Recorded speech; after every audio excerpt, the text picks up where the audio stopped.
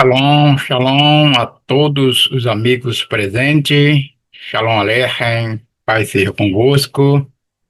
Iniciando mais uma programação pelo Zoom, Sinagoga Virtual Talmidei Torá, Sina, Congregação Israelita da Nova Aliança. Todos sejam bem-vindos a esta sala maravilhosa. E agora nós iremos para mais uma explanação. Agora é a quarta aliá da Parashá Toldot. Lembrando que hoje é 29 de Reshivan, do ano 5786, 19 de novembro de 2025, no calendário gregoriano. Lembrando também que no pôr do sol de hoje, da quinta-feira, é Rosh Chodesh, primeiro do mês Kislev, certo? A Parashá, como já mencionei o nome, que estamos estudando essa semana, é Tolidot, que quer dizer gerações, com leitura integral, no livro de Gênesis. O capítulo é o 25, verso 19, e vai até o capítulo 28, verso 9. E para hoje, que é a quarta aliá, como também já foi mencionado, é no capítulo 26 do mesmo livro, capítulo 26, verso 23 até o versículo 29.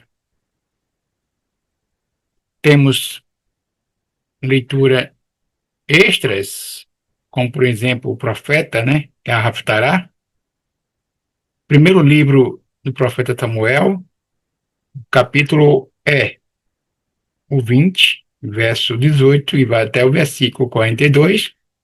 E na Britinha da Chá temos lá Carta de Paulo aos Romanos, capítulo 9, verso 1 até 29.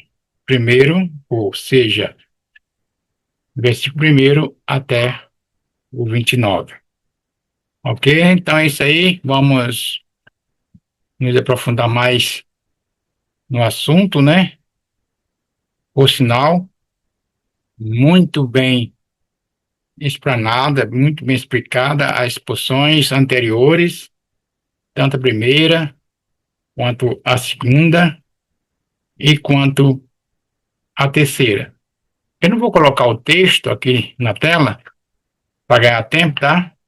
Mas vocês sabem que a quarta aliá está no capítulo 26, verso 23 até o versículo 29. Aí depois vocês conferem aí, tá bom? Eu quero aqui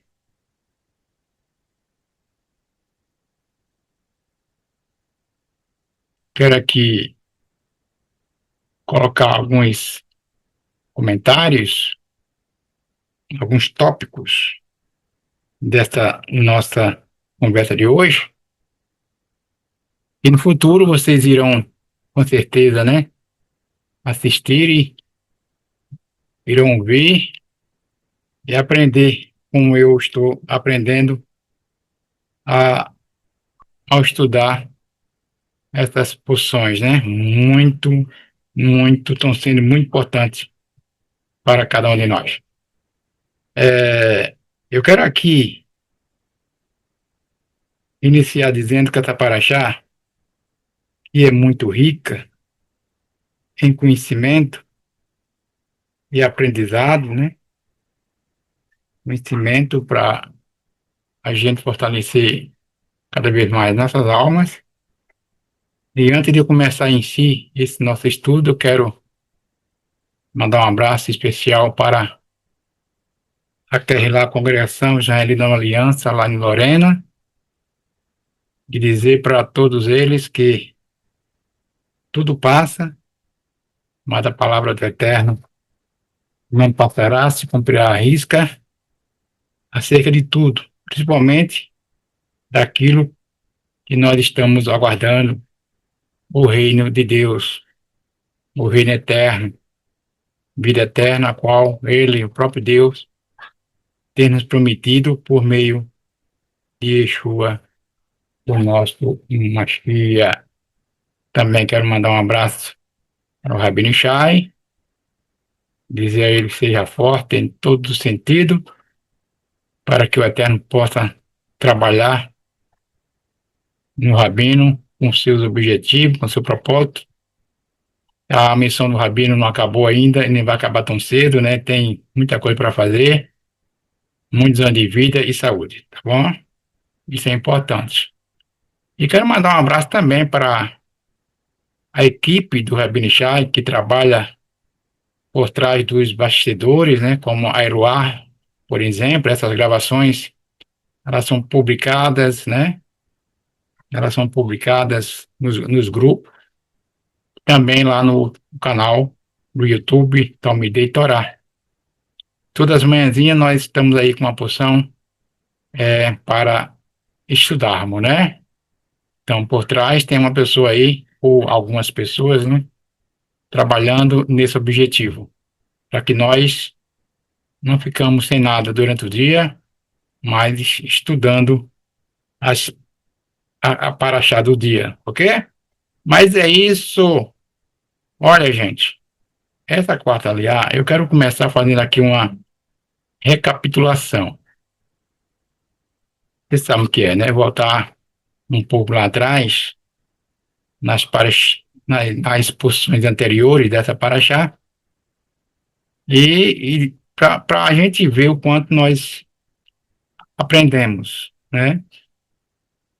É, quando eu cito aqui, por exemplo, olha, começando aqui do início, para que vocês entendam melhor. A homilia da quarta aliá, a paraxá Toledot. Toledot, como vocês sabem, gerações. Tema principal dessa porção, dessa paraxá, ou dessa aliá, que é a quarta aliá, eu vou colocar o seguinte: a voz, a bênção e o legado. Quando a promessa encontra o caráter, tá? A voz, a bênção e o legado, quando a promessa encontra o caráter. Esse é o tema dessa nossa conversa de hoje. E a recapitulação que eu irei fazer é exatamente sobre esses assuntos. As aliúdes anteriores desta paraxá, tá? Trazemos à memória as raízes da porção. Então, antes de chegarmos ao drama espiritual da quarta aliá, precisamos recordar o que já aprendemos nesta paraxá. Pois Toledot é toda tecida sobre identidade, legado e escolha espirituais. É isso que esta paraxá nos ensina. Na primeira aliá, por exemplo, mostra um quê? Pontos fundamentais. A esterilidade de Rívika. A Rívika era estéril. Também mostrou a oração intensa, tá? Mostrou também os filhos que lutam no ventre. Tudo na primeira aliá. E aqui aprendemos que a promessa nasce no conflito. Tem uma festa, né? Acho que é a festa de... Não, festa de Pêssega, mas a gente tirou o ovo, né? Para ninguém pensar que é sacrifício. Mas existe um comentário que diz, é verdade. O ovo da galinha. Quanto mais cozinha ele, é que ele fica rígido, é que ele fica forte. certo? Então, aí eu lembrei disso aqui. A promessa nasce do conflito. Então, cada conflito que acontece, você, eu, nós, sabemos que temos que passar por esse conflito para chegar à promessa. A promessa que o Eterno fez a cada um de nós. Tá bom? Então, sem luta, não há vitória. Temos que lutar. E lutar no lugar que o Eterno mandou a gente ficar. Nós sabemos que Isaac queria ir para o Egito para não passar dificuldade, né? Mas quem disse a você que onde você está e onde está o Eterno, você passa por dificuldades. A terra pode estar seca do jeito que for, você não passa por dificuldade, até porque os nossos irmãos passaram quantos anos no deserto? 40 anos. No deserto. O deserto está como é, né? E aí, nem a sandália do pé ou dos pés se gastaram. Então, Deus não é produzido pela força, tá bom? Deus não é alcançado pela força, pela violência, mas pela intercessão. E a gente viu aí a oração de Isaac referente à sua esposa, né? Pelo filho. Na segunda aliar, a gente já viu outro ponto. Vimos a profecia que dizia e dizia naqueles dias, o maior servirá ao menor. Também vimos o caráter contrastante de Esaú e Jacó. Caráter de um diferente do outro. E vimos também a venda da primogenitura.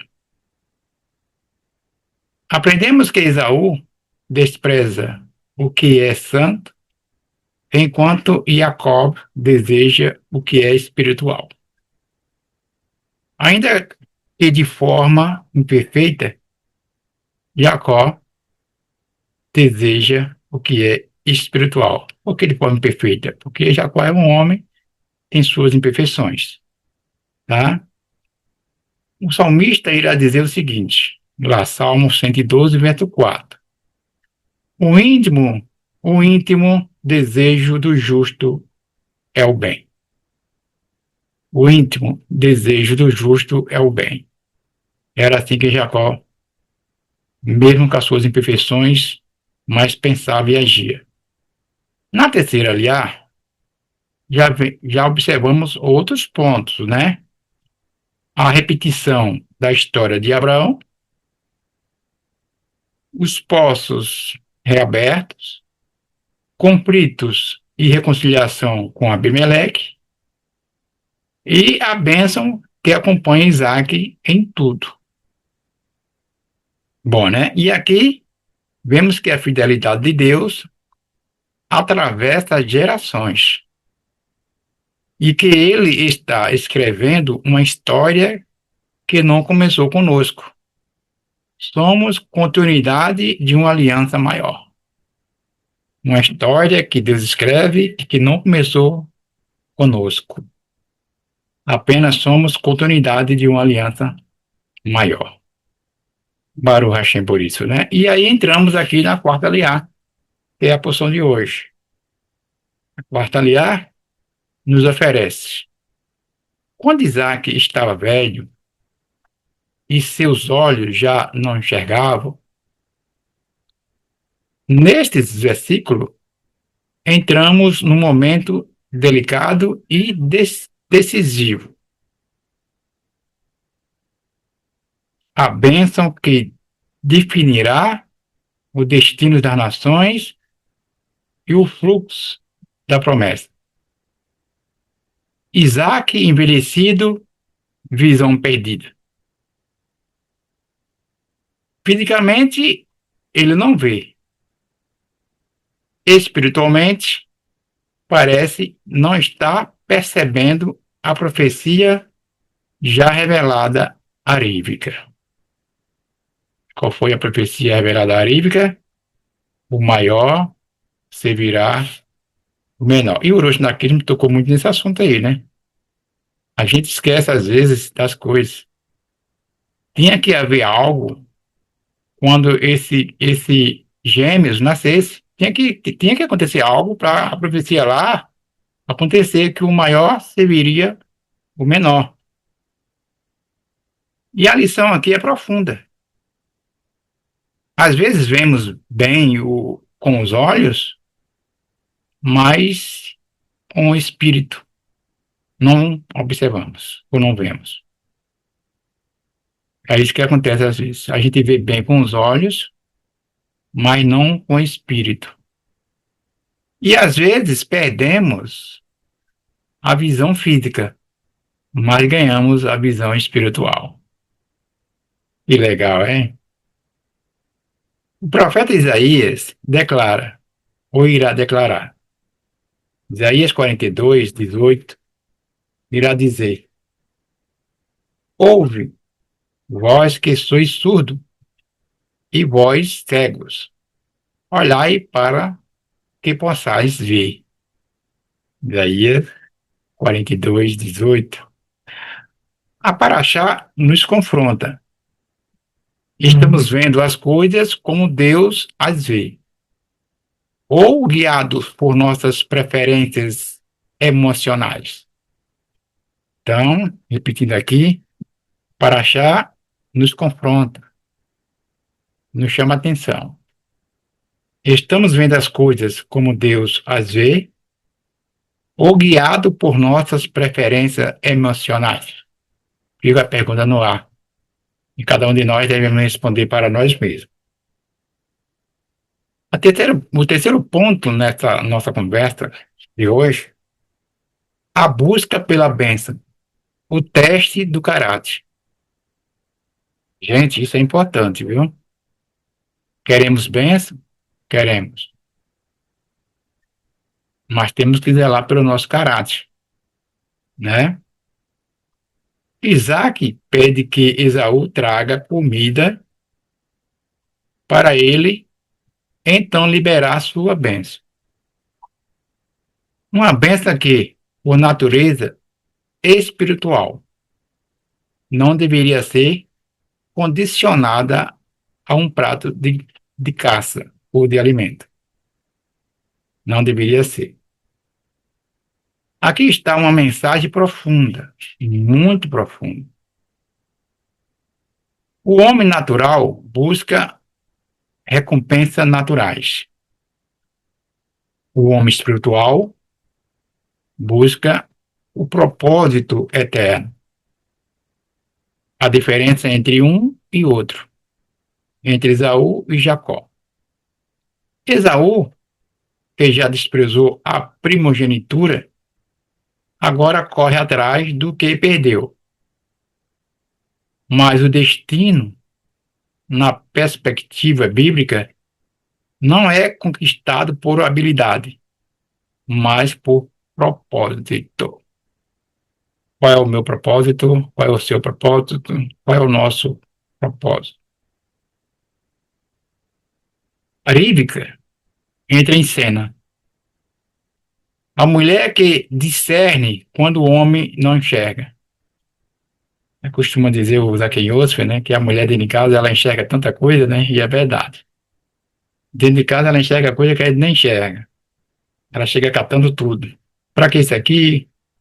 Isso é um dom que a mulher tem. Esse dom é de Deus, tá? Quando Ríbica ouve Isaac instruindo Esaú, entra em ação imediatamente. Não por manipulação barata, mas por lembrança profética. Ela estava vendo que ali não era daquela forma. E a profecia não falava aquilo. Ela se lembra da palavra que Deus havia dito. A homilia aqui nos ensina: Quando a liderança falha na memória da promessa, Deus levanta intercessores para realinhar os propósitos. Como nos Salmos, o Salmo 77, verso 11, irá nos dizer o seguinte: lembro-me das tuas maravilhas de outrora. A Rívka faz exatamente isso. Ela lembra, discerne e age para manter a promessa no caminho certo. Daí entra a voz e as mãos, a tensão do propósito. Você lembra de quê? A voz e as mãos, tá? A voz é de Jacó, mas as mãos são de Esaú. Essa frase ecoa até hoje, pois revela algo sobre a jornada espiritual. A voz representa a essência, o interior, o íntimo. Já as mãos representam o exterior, a aparência. Somos frequentemente assim, voz de Jacó buscando Deus, mão de Esaú, ainda carregamos fraquezas humanas. Nós somos assim, certo? Mas Deus conhecia o coração de Jacó, mesmo com seus métodos falhos. E é por isso que a Brit Hadachá irá nos dizer: Deus olha para o coração, em Atos 13, 22. E Yeshua, por sua vez, completa. A Brit Hadachá entrando aqui: bem-aventurado os limpos de coração, porque verão a Deus. Mateus 5:8. E Jacob tinha falha. Sim, tinha. Mas tinha fome de Deus. E isso é o que move o propósito do Eterno. A mensagem para a comunidade, para todos nós, comunidades, onde nós estivermos, né, como comunidade, é uma aplicação espiritual. Nem sempre quem parece forte é escolhido. Nem sempre quem parece forte é escolhido. Deus trabalha pelo coração.